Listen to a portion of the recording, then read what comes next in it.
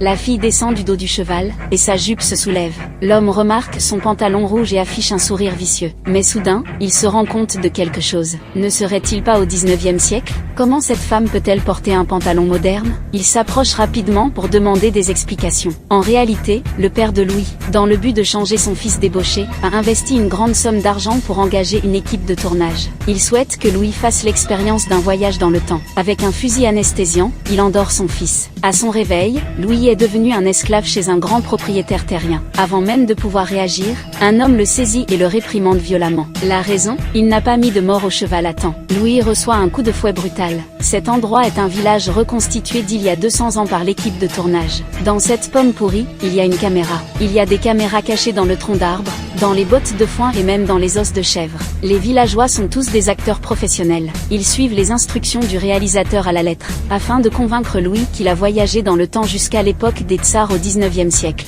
Mais Louis pense que c'est une émission de télé-réalité. Il demande aux villageois d'arrêter de jouer la comédie, et leur demande leur téléphone. Mais les villageois lui répondent, c'est quoi un téléphone? Louis reste persuadé qu'ils font semblant. Alors, il court vers l'extérieur. Mais tout ce qu'il voit en chemin le fait douter un peu. Si c'est une télé-réalité, pourquoi n'y a-t-il pas de caméra? Ce n'est que lorsqu'il voit un véritable ours à l'extérieur du village qu'il commence à douter sérieusement. Aurait-il réellement voyagé dans le temps? Rapidement, il est ramené de force. Pour avoir commis le grave délit de fuir en tant qu'esclave, il est condamné à être exécuté sur la place publique. Ce film s'appelle Fils de riche. Suivez-moi pour plus de vidéos passionnantes.